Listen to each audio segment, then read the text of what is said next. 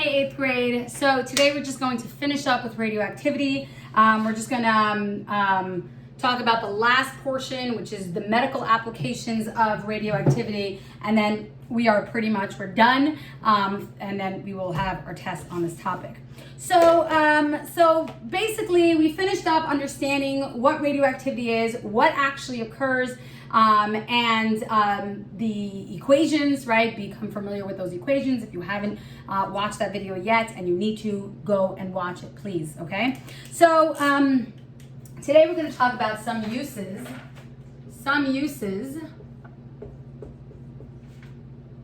of radioactivity. And whoop, I crossed out the word.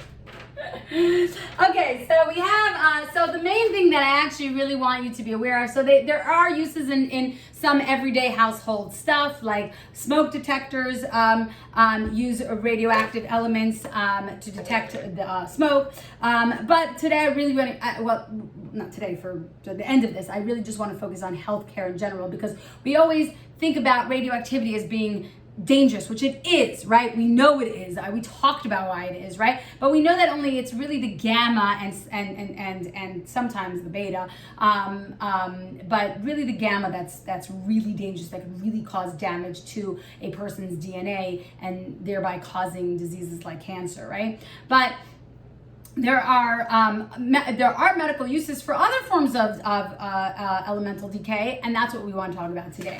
So one of the uses in healthcare, so we're going to focus mostly on healthcare, is going to be, so we have what's called tracers. Now tracers are really important because it's very hard for a medical professional to see exactly what's happening inside of a person's body, right? Somebody might have some sort of ailment and they go and they get an MRI or a CAT scan and they really can't find anything. And so tracers are there to really go through a person's body, and then images can actually be shown using these tracers. And basically, how does it work? Certain radioactive active isotopes, so certain radioactive isotopes that have very short half-lives. I don't know if you recall me talking about it, but if you can have material, 100% of the material, and then over a given amount of time, that material will actually be lost by half, right? It'll transmutate into another element by half of the amount of that material. And that's how they know, that's what they call radioactive half-life. And then let's say that material half-life is 20 minutes, right? So the first 20 minutes, that material will half into 50% of it. And then the next 20 minutes, that the rest of the 50% will half into 25%. And then the next 20 minutes, that material will half into 12.5%. So every 20 minutes, whatever that original 100% of that material was, will half, right? And so eventually you end up with less and less and less and less, because what's happening is that the other half of the material is turning and is transmutating into another more stable element, okay? So certain radioactive tracers that have, radioactive isotopes that have very short half-life are given to the patients. So they're given to the patient in the form of either an injection or they're actually fed to the patient. So different ways. A detector that could pick up the radioactive material, right, could pick up the decay of it, follows the tracer. Okay, so these radioactive isotopes are called tracers. A detector is then used to follow the tracer. And that allowing it to see where it's moving in the body.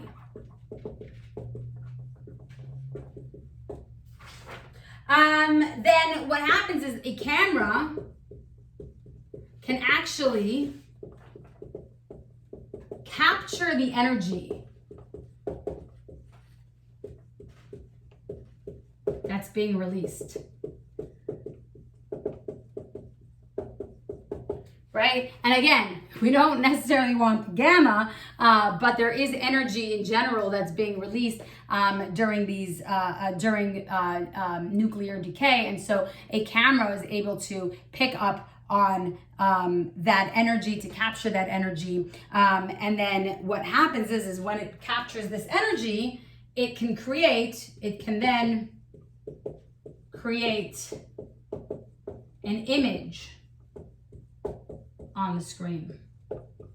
So once this is captured by the detector can then produce an image of where that energy was actually found based on these tracers, and that can actually show a doctor what's happening. So in the book, and you guys don't have the book, but in the book it actually shows how the thyroid gland, right, it was able to show an image on a screen of the entire thyroid gland. And when it did that, it showed that there was a mass, right? There was this tumor on the thyroid gland. And that's one of the ways that doctors are able to detect if there are growths, right, that we don't necessarily want in the body, but there are growths that wouldn't have been detected otherwise. Okay, so that is that. Hopefully you captured all this. The next, or you could just pause and rewind if you need to. The next is, that's strange. Something just rang. I don't know what that is. Okay. The next thing is cancer. For cancer patients, radioactivity can be used to kill cancer cells.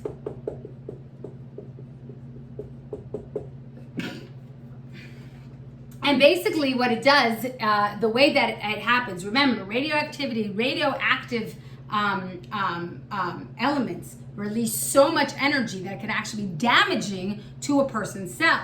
Well, what happens is if a doctor actually injects a radioactive material, radioactivity, right, all this energy into a very isolated area, right? They're not just going to inject it into the whole body because we don't want it to destroy our own cells, right? Because we know that can happen. But because we know it's damaging to cells, right, and we know it has that ability, well, it can destroy cancer cells, right? Cells that we don't want in the body. And so what happens is that those cancer cells they can isolate them and they can specifically target those cells, and then once they target that, they release the radioactive activity to those cells, specifically killing those cells, right? And so it can actually destroy the ability of that cancer to continuously grow, which is really amazing. I mean, it obviously comes with side effects, right? Radioactivity can be damaging in general, and so they have to be very careful when they use that kind of material. But it has shown, in many years of study that it actually is helpful in decreasing cancer cells and actually getting rid of them. The last thing I'm going to talk about is sterilization. And sterilization is, so we know that many foods and healthcare products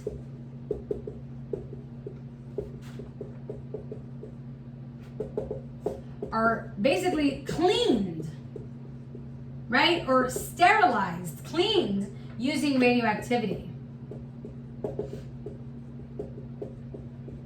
So what happens is that we could actually use radioactive material to kill microbes,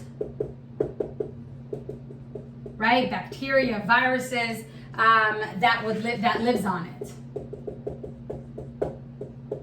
So because we know radioactive material is so damaging to cells, well, we can actually use that to our advantage. We can use radioactive material to actually go in and sterilize a healthcare product, right? So let's say operating rooms, for instance, operating material.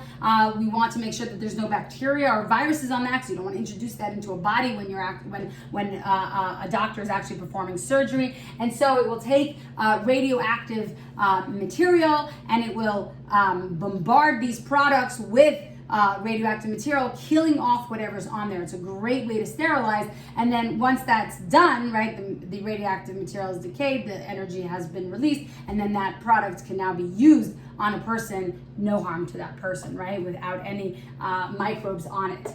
So that's really great. And some foods as well. Now again, if a food is being bombarded with radioactive material, right? Eventually that radioactive material can then be will then be gone, and then the food will be perfectly healthy to eat. And so it is used in industries many times to be able to sterilize and clean things. All right, so that's pretty much that. Just, kind of be familiar with these three different categories on how radioactivity is useful.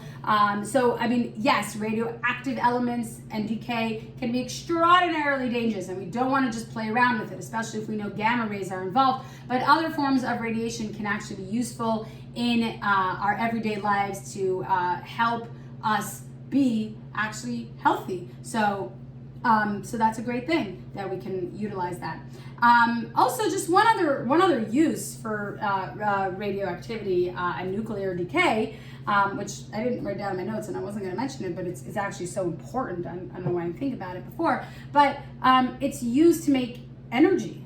Simple. Right? We use electricity, right? And what is our source of electricity? Mostly our source of electricity is coal and natural gas, things like that, which has environmental consequences because it does produce carbon dioxide, and that can contribute to climate change.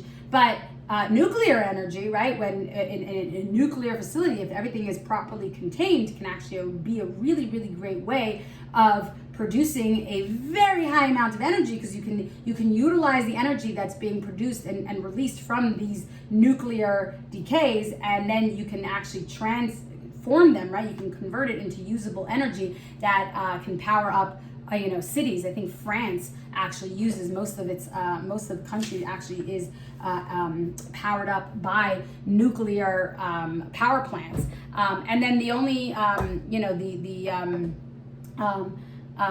byproduct of nuclear facilities is water vapor, and so that gets released into the air as opposed to carbon dioxide, and then water vapor, we know can then convert into rain, and then it actually ends up becoming a nice cycle where we can actually utilize it.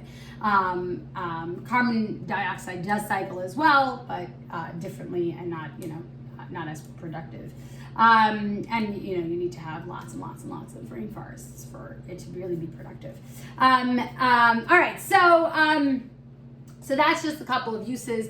Again, we think of radioactivity as something dangerous. It is, you should. However, there are some benefits to it as well. All right, guys, I will see you tomorrow.